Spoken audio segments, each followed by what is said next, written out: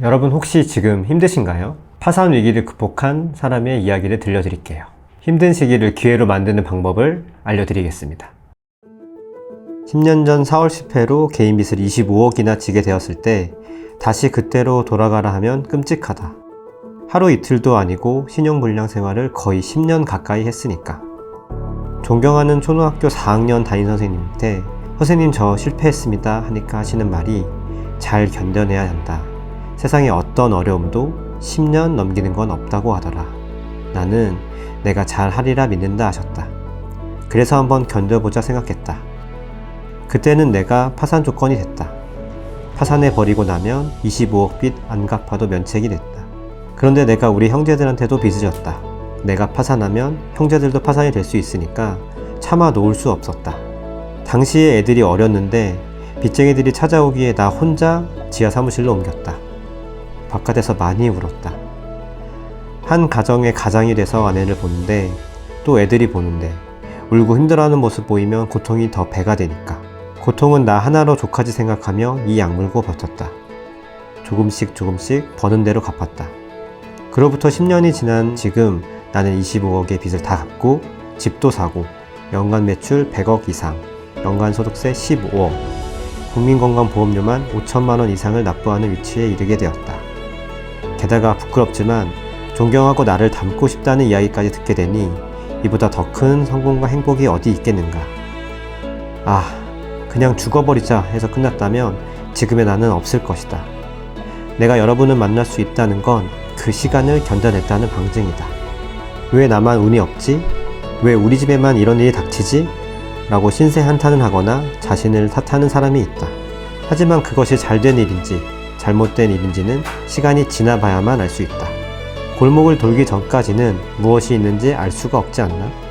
날이 밝기 전 어두움을 지나야 태양을 볼 수 있다.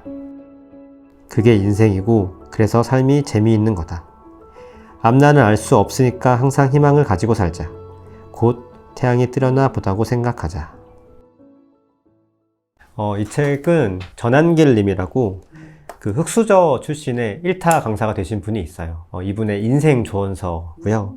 이 저자를 조금 설명을 해드리면 한국사 1타 강사세요. 그 대구 경산에서 깡치골에서 소장농의 아들로 태어나신 분이에요. 그래서 이분이 지금 현재 연간 100억 이상의 매출을 올리는 그런 분이 계셨는데, 그래서 이분이 유튜브가 있거든요. 그 유튜브에 이분이 그 한국사만 가르치시는 게 아니라 사람들한테 도움이 되는 이야기, 좋은 이야기들 많이 들려주고 계셔서 이 책도 그런 걸 잘 엮은 책이라고 볼 수 있습니다. 열심히 사시려고 하는 분 되게 많을 것 같아요. 혹은 그렇게 살고 싶은 분도 많을 텐데 때로는 그런 마음이 많이 들잖아요. 내가 이렇게 사도 되나? 라고 회의감을 가지신 분이 많으실 텐데 그런 분들이 이 방송을 듣고 나아갈 수 있는 위기를 기회로 만드는 방법을 알려드릴 수 있을 것 같아서 이 문구를 선정하게 되었습니다. 저희가 이거 방송하기 전에 이제 매번 회의하잖아요. 그러니까 좋은 방송을 하고 싶고 거기에 몰두를 하다 보면은 가끔 추천 도서를 왜 하는지에 대해서 까먹을 때가 있거든요. 이 방송을 우리는 왜 하는 걸까? 추천 도서라는 코너를 왜 할까? 월급쟁이 부자들 TV 이 채널 운영은 왜 하고? 근데 나는 그 중요한 이유 중에 하나를 전한길 선생님한테 조언해 주셨던 초등학교 4학년 담임 선생님, 이분이 이 얘기를 했대잖아요. 잘 견뎌야 된다. 세상에 어떤 어려움도 10년 넘기는 건 없다고 하더라. 나는 네가 잘하리라 믿는다. 이 얘기를 듣고 견뎌보자고 생각하셨대잖아요. 이 전한길 님께서. 그러니까 우리 방송도 그런 것 같아. 우리 방송도 뭐 때로는 돈 얘기를 하는 책을 고를 때도 있고 또 때로는 이렇게 인생을 돌아볼 수 있는 책을 여러분들한테 소개해 드릴 수 있고 그렇게 하는 이유가 우리 방송 이거 올라가면은 조회수 10만, 20만씩 나오거든요. 그럼 10만 분, 20만 분이 그 내용을 본단 말이에요. 그렇죠. 그걸 보는 과정 중에 어떤 사람에게는 우리가 하는 얘기들이 이 전한길 선생님의 4학년 때 담임 선생님 같은 역할을 할 수 있지 않을까 라는 생각이 좀 드는 것 같아요. 지금 갑자기. 그래서 여러분들한테 지금 힘든 분들한테 그 용기를 좀 드리는 방송을 하고 싶고요. 이 방송 통해서 그런 말씀을 좀 드리고 싶습니다.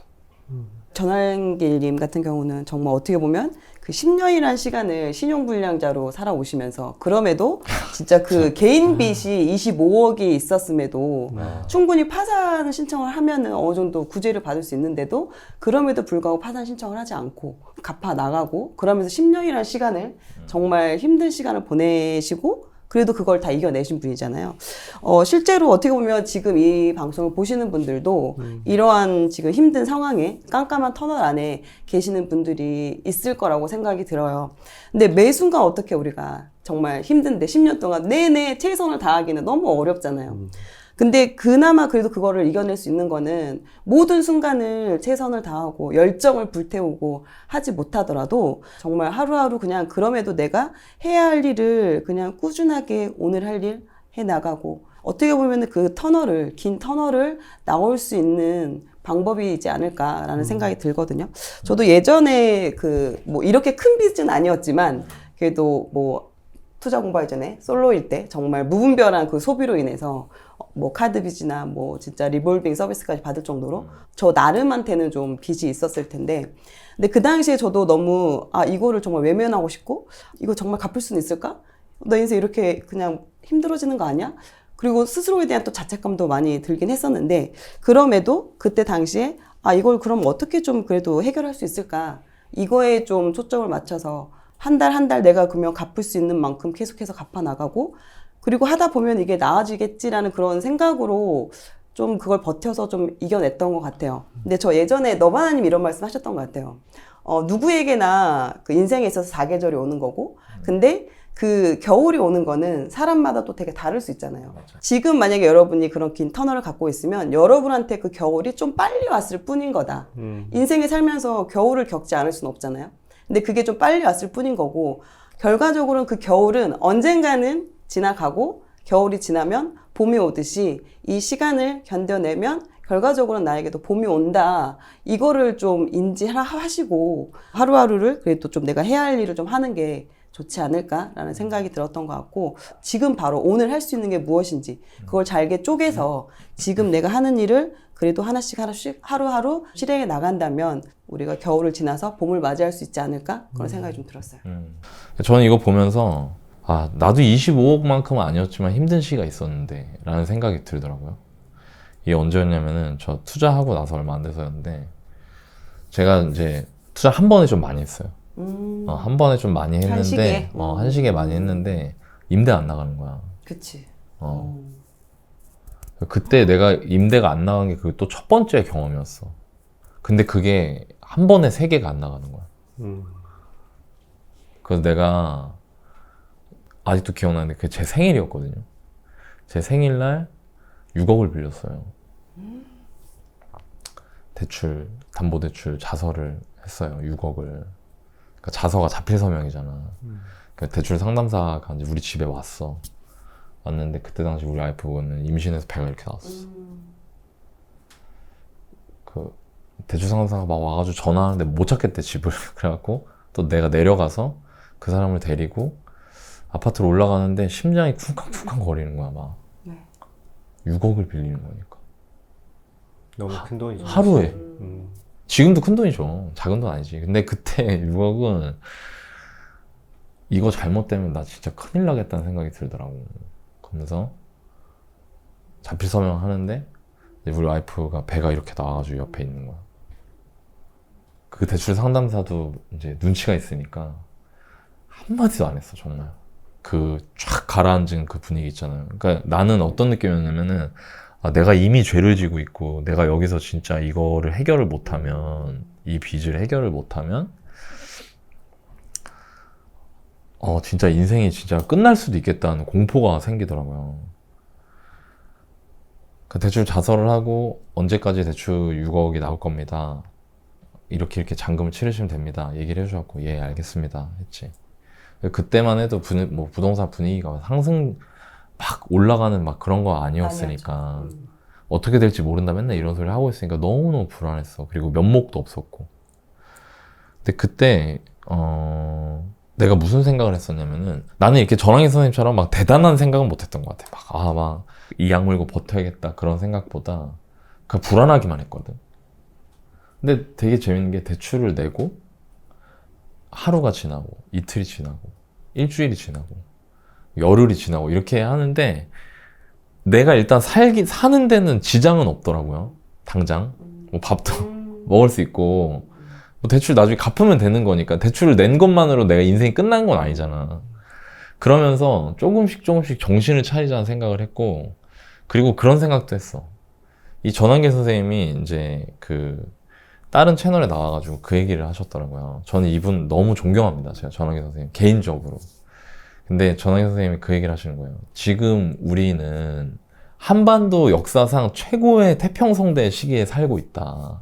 그러면서 조선시대에는 반이 노비였다고. 한 번 노비로 태어나면은 무슨 열심히 사네 뭐하네 이런 거 다 의미 없었다고 그때는. 내가 25억 빚 지었을 때가 조선시대 노비보다 낫다. 왜? 밥은 안 굶으니까. 근데 나도 그때 그런 비슷한 생각을 했어. 난 대출을 6억을 빚을 지면 내 인생이 무너진다고 생각했었는데 그것도 일이 잘 안 풀려서 진 거잖아. 근데 당장 내가 밥 먹고 생활하고 할 수 있네? 그러면서 조금씩 정신을 차렸던 것 같아. 그리고 나서 이제 운이 좋아서 잘 풀렸는데, 제가 여러분들한테 이제 드리고 싶은 말씀은, 저도 그런 시기가 있었는데 지금은 여기서 부동산 관련된 얘기도 하고 책 읽고 나서 얘기도 하고 40대로서 30대, 20대 후배님들한테 얘기할 수 있는 얘기들도 드리고 또 선배님들한테도 할 수 있는 얘기도 하고 이렇게 됐잖아요. 저는 이거 보면서 두 가지 생각이 들었는데, 하나는 호랑이 굴에 들어가 정신만 바짝 차리면 된다. 그러니까 여러분들 중에 지금 하늘이 무너지는 것처럼 머리가 막 빙빙 돌고 막 눈앞이 노랗고 이런 분들 계실 수도 있거든요. 그렇게 힘든 시기 보내는 사람들이 있어요. 그런 분들한테 꼭 드리고 싶은 말은, 호랑이 굴에 들어가도 정신만 바짝 차리면 산다는 말이 괜히 있는 건 아니더라. 그거랑 부동산처럼 인생도 사이클이 있더라. 맞아요. 네.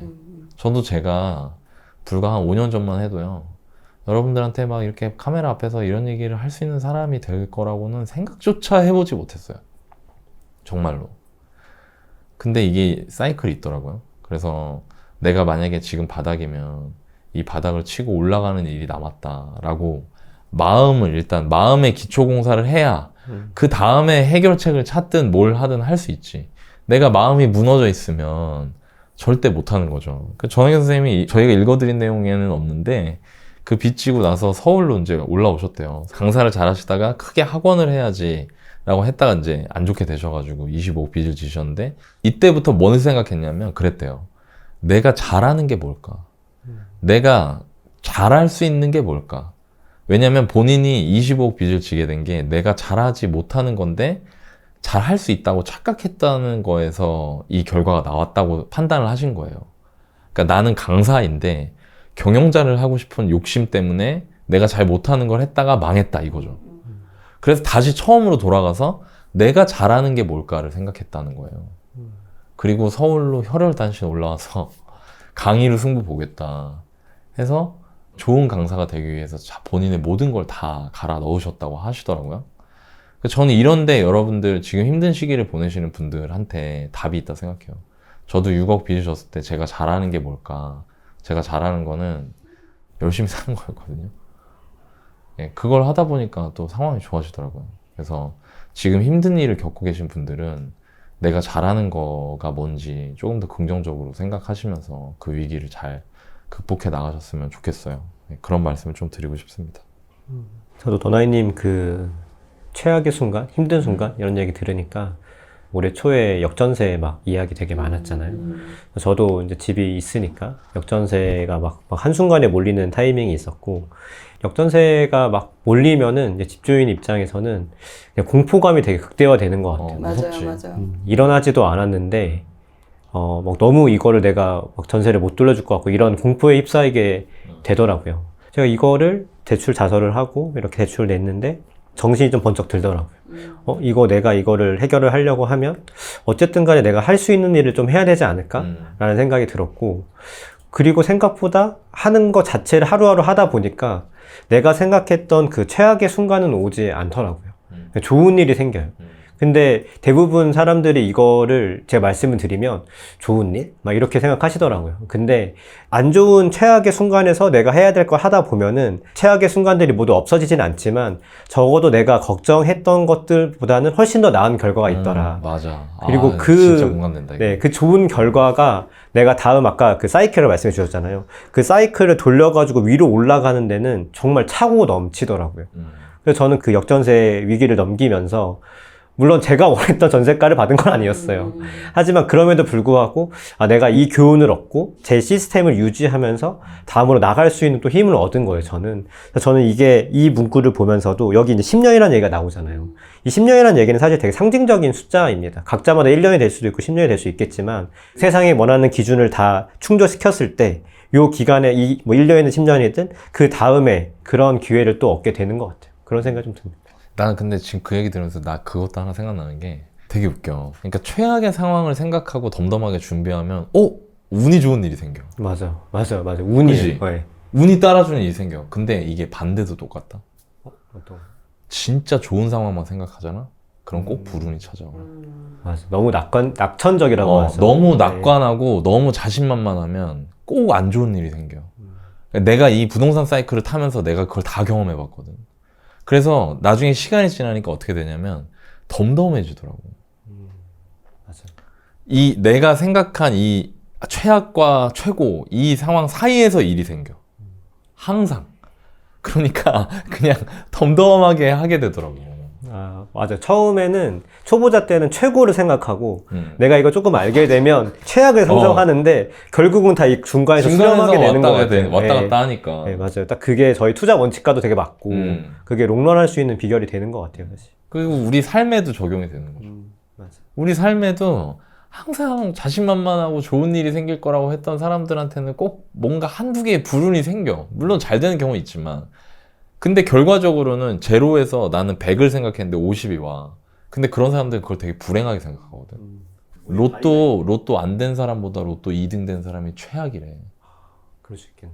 로또 안 된 사람은 안 됐네? 하는 거야. 로또 2등 되잖아? 잠을 못 잔대. 하나만 더 맞으면. 1등이었는데. 맞아. 그리고 또 반대로 내가 최악을 생각했던 사람은 마이너스 100을 생각했었는데 마이너스 50이 되니까 실제로는 마이너스인데 행복하다는 거야. 3등, 4등 되면 5만 원? 막 그러니까. 막 이렇게 된다. 그러니까 보기님도 지금 똑같은 거잖아. 맞아요. 보기님도 여기까지 갈 수도 있겠다라고 생각을 했는데 이러네 하니까 그걸 또 긍정적으로 해석을 본인이 이제 받아들이면서 다음 에너지를 받잖아요. 맞아요. 그러니까 진짜 중요한 게 전환길 선생님한테도 그런 게 아니었을까? 그러니까 내가 어디를 바라보냐, 내가 버티겠다고 하고 위를 바라보느냐, 아니면은 안 될 거라고 생각하고 계속 땅바닥만 바라보느냐에 따라서 그 사람의 이후 행보가 결정이 된다는 거죠. 그러니까 나는 진짜 이 방송 보시는 분들 중에 힘든 분들도 많더라고. 구해줘 사연 오는 거 막 이런 거 보면은. 근데 그런 분들한테 꼭 말씀드리고 싶은 거는 인생도 사이클이 있다는 거. 좋은 날이 올 거라는 거. 그 말씀 꼭 드리고 싶네요. 그런 생각이 드는 것 같아요. 시련이 크면 클수록 이게 나중에는 이게 나의 더 큰 스토리가 돼가지고 그러니까. 남들과 다르게 만드는 또 하나의 또 유니크한 부분이 생기더라고요. 전환길 선생님 하면 이제 25억. 누가 이걸 경험해봤겠어. 맞아. 누가. 그리고 또 이런 시련을 겪고 나면은 아무래도 다음번에 뭔가를 이제 준비할 때 이런 부분들 때문에 좀 더 단단해지고 미리 준비하게 되고 어떤 것들이 더 위험할까 이런 것들을 좀 더 세밀하게 살펴볼 수 있는 그런 것도 또 같이 줄 수 있는 것 같아요. 10년 넘기는 건 없답니다. 네, 인생이 힘든 일이. 그러니까 오늘도 힘내서 내 눈앞에 있는 것들을 즐겁게 해나가는 하루를 보내셨으면 좋겠습니다. 화이팅 한번 합시다.